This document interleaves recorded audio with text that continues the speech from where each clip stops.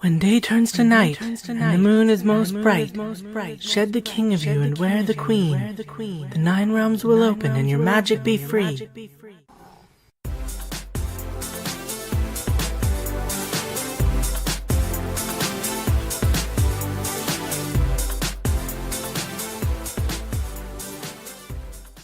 Hi, my bling! It's your favorite drag witch, Nova Jupiter Jenkins. Or at least I'll be your favorite once you get to know me. My friends call me Nova JJ, and you can too. If you're just joining us, a super brief recap.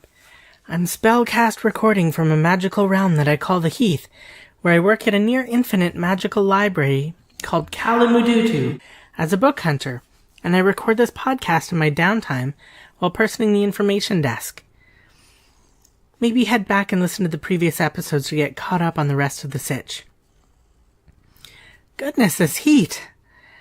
This month's full moon is known as the Dog Days moon, named for the dog days of summer, which originated with the ancient Romans believing that the brightest star in the sky, Sirius, also known as the dog star, lent extra heat to the blazing summer sun when it appeared near the sun during a certain stretch of the summer.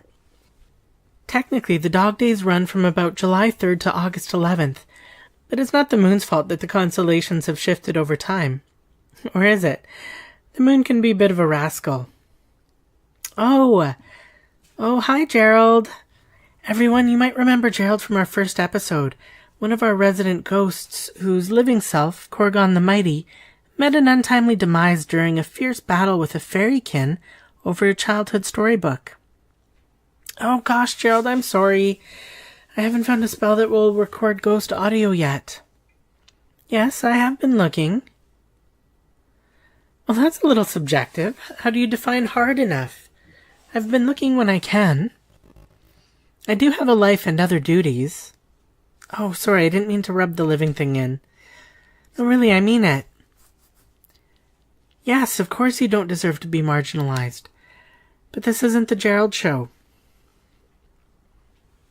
No, I don't think it was intentional, but you're right. Whoever designed this spell discriminated against ghostly kind. Lack of intention is no excuse. I'll try harder. On the bright side, I did find a new ghostly book that you can read.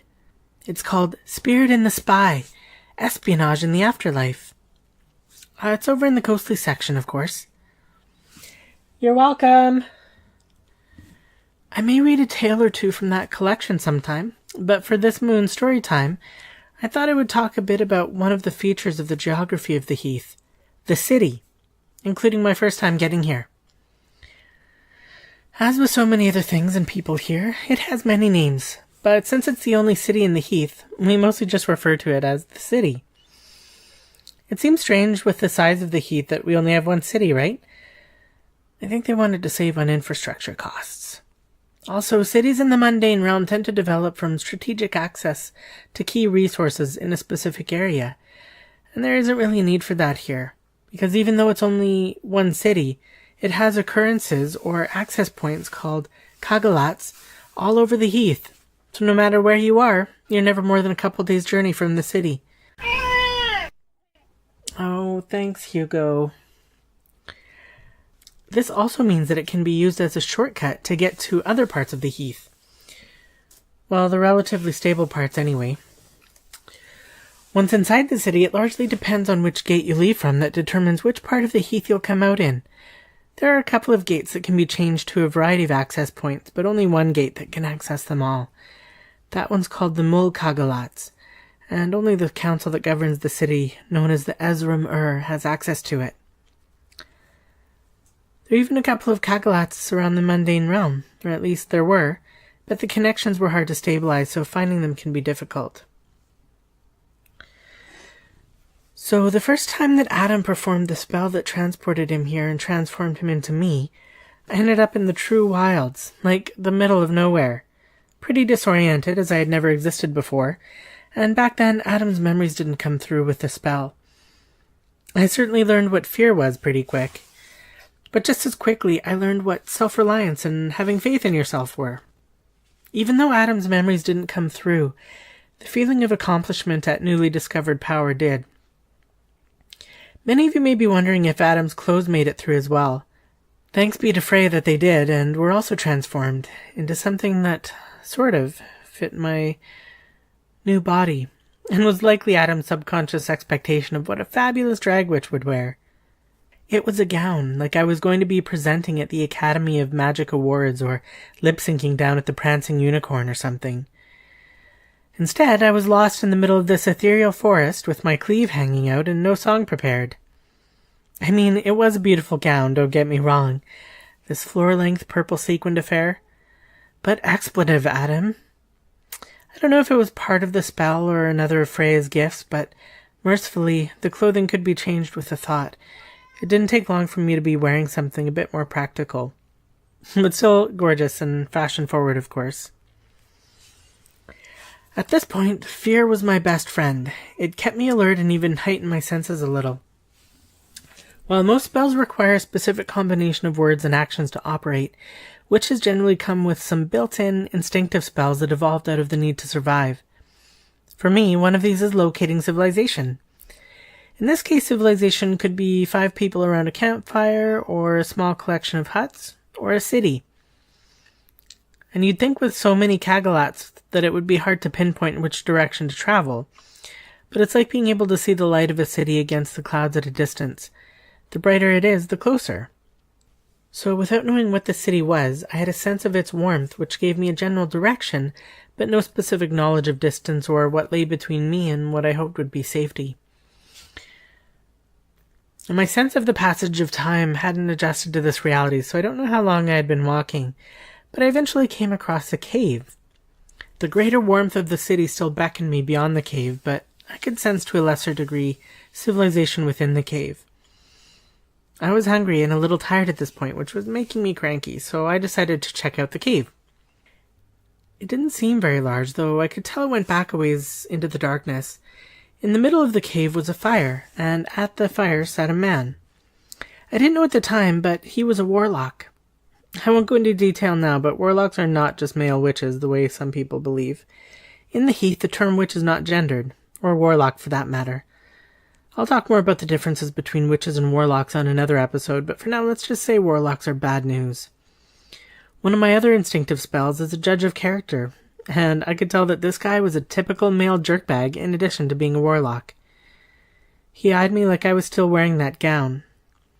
He offered me a place at his fire and a portion of his food. Well, he offered my breasts these things and seemed shocked when the mouth above them declined his generosity. He pulled out a dagger and told me if I wouldn't join him for a meal, I'd become his next one. I told him I just wanted to move on in peace, and he laughed and lunged for me.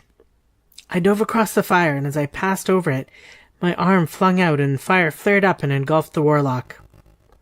There might be a bit of a pattern forming here. I really need to stop meeting people at campfires. Anyway, he was now between me and the exit to the cave, and was still coming at me, all covered in fire.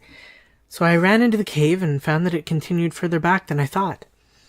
The rough rock of the cave wall turned into the smoother stone of masonry. I eventually found myself in a maze of alleyways in the Feyfolk district of the city, and the flaming warlock was still close behind me. They take forever to burn. No wonder they were drowned instead of burned during the trials. So anyway, I found my way out of the Feyfolk district to the market circle at the center of the city, where the main entrance to the library was. It seemed like a big, safe building, so I ran inside, and the rest is almost history, except for how I came to work there. But I'll save that for another time. But it just goes to show that following the lesser path can be just as fruitful, though potentially more dangerous. But who knows what I might have encountered if I hadn't entered the cave.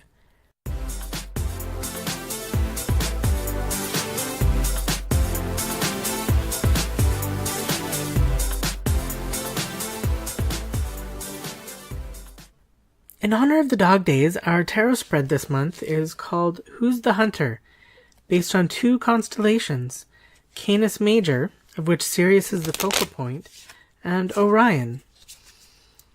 From some perspectives, Canis Major is the god Ninurta in the form of an arrow and his sister Ishtar in the form of a bow. But for the purposes of our reading, Canis Major represents a pack of wolves at odds with Orion. The reading can be a bit ambivalent depending on where your sympathies lie. With Orion, a simple man trying to feed his family, or with the pack, a family itself trying to survive in a savage world.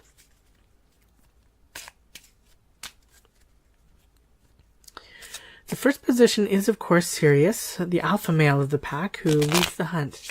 For those who identify with the wolves, this card represents the go-getter aspect within you that you need to let free to have a chance against your inner hunter.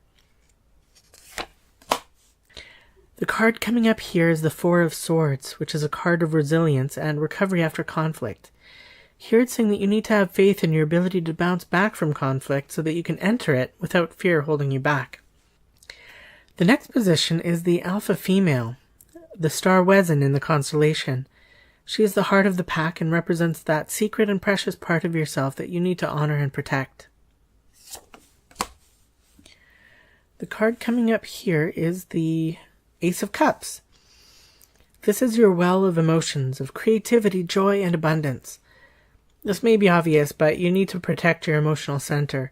Surviving conflict won't mean much if you lose that essential part of yourself that allows you to feel joy and the ability to create new things. The next two positions are represented by the stars Beta and Gamma Canis Majoris, who sit on either side of Sirius. These are the two young pups who flank the alpha and provide support. These are the helpers in your life. They may represent actual people or aspects of yourself that you can call on when the heat is up.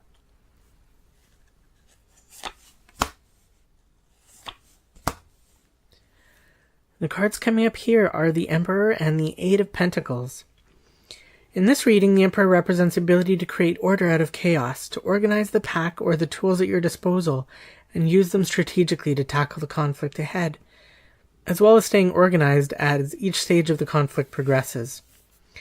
The Eight of Pentacles is a card of preparation and skill, and counsels to gain whatever skills you can as early as possible, for the more mastery you have over whatever skills suit you best, the better you'll be able to use them to face the conflicts ahead.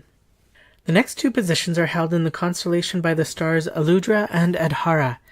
They are the rear guard. Aludra keeps an eye on the distant past.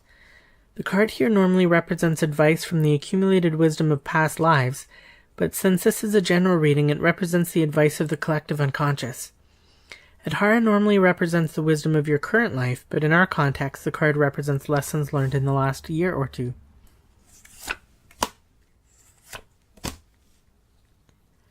The card coming up for Aludra the Farseer is the Six of Swords, and the card for Adhara is the Knight of Wands.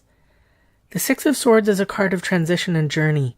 Here it represents the ability to see the previous transitional stages of your life, the previous conflicts, to make sure you don't fall prey to repeat mistakes, and to remind you of what you faced before and were able to overcome.